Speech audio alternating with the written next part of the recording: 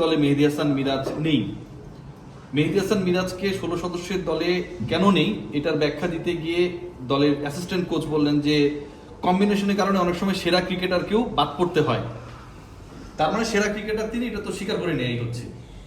তো বাংলাদেশ দলের কি এত এত এত সুপারস্টার যে কম্বিনেশনের কারণে সেরা ক্রিকেটারকে বাদ পড়তে হবে, এটা একটা প্রশ্নের জায়গা তৈরি করে। দ্বিতীয় প্রশ্ন সেটা হচ্ছে, আমরা যখনই একজন বিকল্প ওপেনারকে নিয়ে যাচ্ছি দলের সাথে, কোনো একজন ওপেনার খারাপ করলে তার পরিবর্তে যাকে খেলানো হয় সে আসলে বিকল্প ওপেনার না। চ্যাম্পিয়ন্স ট্রফিতে দেখলাম ইমনকে নিয়ে যাওয়া হয়েছিল কিন্তু খেলানো হয়েছে শান্তকে ওপেনার হিসেবে। গত ম্যাচে আমরা একজন ওপেনারকে বাদ দিয়েছি কিন্তু আমরা দলে ঢুকেছি শান্তকে। লিটন কুমার দাস এরকম একটা প্রেস কনফারেন্সে বলা হয়েছে নাম্বার 3-তে ব্যাট করবে, তিনি হয়ে গেলেন ওপেনার। এই ঘটনাগুলো কেন ঘটছে? যারা দল নির্বাচন করছে তারা সৎ, আমি জানি, কিন্তু তারা কি এটা প্রপারলি করতে পারছে? এটা প্রথম প্রশ্ন আমার। আর মেহেদী হাসান মিরাজ কেন নেই টুর্নামেন্টের সেরা ক্রিকেটার হবার পরে?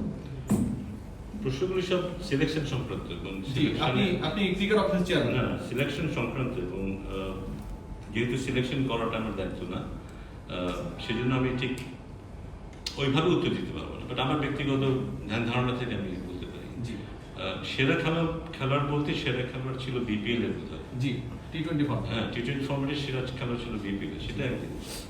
এখানে সেরা খেলোয়াড়কে এটা আমি জানি না। টু বি ভেরি অনেস্ট,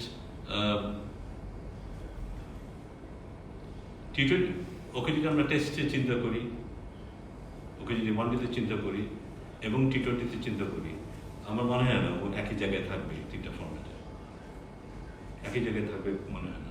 আমার মনে হয় না টি-20তে আমি ওকে যে কোনো সময় একটা বল দিতে পারবো যা বলিং করবো। এই জায়গাটায় বোধহয় কিছুটা ঘাটতি থাকতে পারে। এটা আমি আমার কথা বলছি, সিলেকশনের কথা বলছি না। সো আমরা যখন মনে করি যে ও যদি থাকতো তাহলে ব্যাটিং করতে পারতো, বোলিং করতে পারতো, ব্যাপারটা বোধহয় ঠিক তেমন না। ব্যক্তিগতভাবে মনে করি টি-20তে এফেক্টিভ প্লেয়ার হওয়ার জন্য ওর বোলিংটাকে আরেকটু ইমপ্রুভ করতে হবে, তাহলে ও he becomes an asset for the team. এটা আমার ব্যক্তিগত মতামত বলছি। ও আমার খুবই ফেভারিট একজন ক্রিকেটার। আমি ওকে চিনি 10-12 বছর ধরে, মাঠের বাইরে চিনি আমি। এবং আমার ধারণা যে ওর মধ্যে যেই জেদ আছে বা ইয়ে আছে, আমরা হয়তো ভবিষ্যতে ওকে দেখবো, টি-20 ফর্মেটে দেখবো। এবং আমাদের একটা খেলোয়াড় দরকার। ওর ব্যাটিং নিয়ে আমি খুব বেশি চিন্তিত না, কিন্তু ওর বোলিংটার দরকার। ওর বোলিংটা একটু বেটার হলে বোধহয় ও বাংলাদেশ দলের জন্য একটা বড় অ্যাসেট হতে পারবে। হচ্ছে ভারত পাকিস্তানের মধ্যে কিছুটা অস্থিরতা থাকতে পারে, সেটাই হয়তো তাদের বিবেচনায় আছে।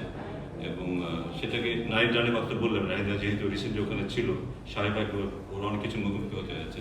তো সেটাই হয়তো তাকে এই সিদ্ধান্ত নিতে সাহায্য করেছে। বাট অন্য দুজন আমরা জানি যে ওরা এই ধরনের ঘটনার মুখোমুখি হতে চায় না, এই ধরনের সিচুয়েশনে আসলে সাধারণত অ্যাভয়েড করতে চায়, সেটাই হয়তো তাদের কারণ।